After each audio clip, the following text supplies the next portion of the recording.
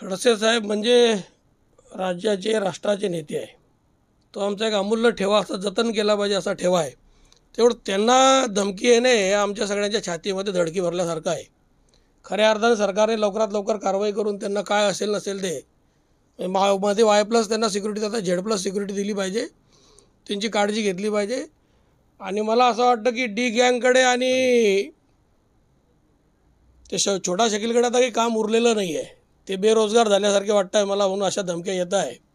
आणि ह्या धमक्या कशा पद्धतीच्या धमक्या आहे लोकांना सांगण्याची गरज नाही.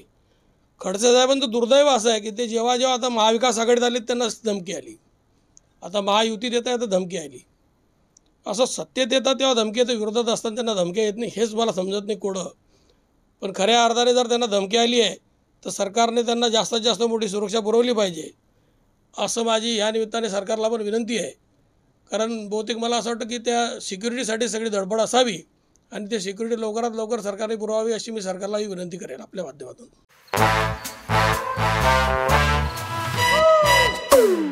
Come, come, my love, please don't say no, baby. Come, my love.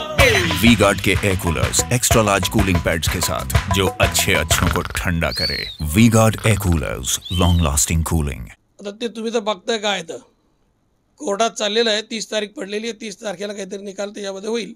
महाशय उच्च न्यायालयाच्या समोर ती आहे, नोटिसा गेलेल्या आहे. 30 तारखेला त्या संदर्भात काय होईल ते वेटांची भूमिका आपण घेतली पाहिजे.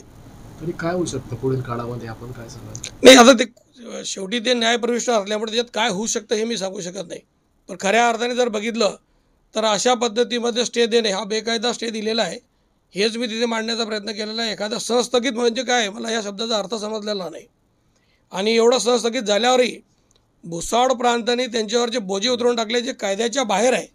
म्हणजे डिपार्टमेंट आणि कर्मचारी, महसूल कर्मचारी किती दबावात काम करतात. सर्वसामान्य माणसावर ज्या दिवशी अशा पद्धतीचे कुठेतरी बोजे पडतात त्याच्यावर कारवाई होऊन त्याची प्रॉपर्टी जप्त होते. ते पैसे भरल्याशिवाय किंवा प्रॉपर्टी अटॅच केल्याशिवाय सरकार थांबत नाही. आणि यांच्या संदर्भामध्ये सरकारचे आणि अधिकाऱ्यांच्या मध्ये इतका मोठा संभ्रम आहे की इतकी मोठी वेगळ्या पद्धतीची कारवाई चाललेली आहे.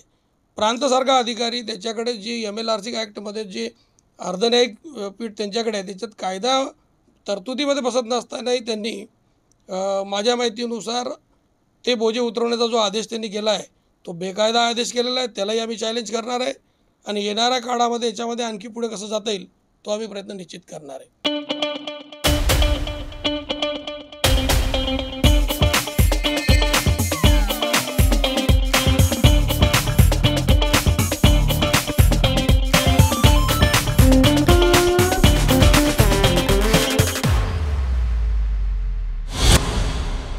जे मेळावे होत आहेत त्या मेळाव्यांमध्ये तुमची उपस्थिती दिसत नाही, काय नाराज आहे तुम्ही? सध्या लग्न सगळे खूप मोठ्या प्रमाणात आहे. महायुती जी आहे आमच्याकडची रावेरची सीट कन्फर्म आहे. फक्त तिचं तर मताधिक्य कसं वाढेल अशा पद्धती सगळं असल्यामुळे आमच्यासारख्याची गरज तिथं पडत नाही. आम्ही शेवटच्या क्षणी जर गरज पडेल त्या टायमाला उतरू. बोलवलं जात नाही का त्यांच्याकडून तुम्हाला? मग दररोज त्यांचे 4-5 लोक दररोज बाहेर माझ्या गेटवर उभे असतात, कधी येतात असं काही नाही आहे. बोलवतात ते दररोज. त्यांची किती फोन येतात मला.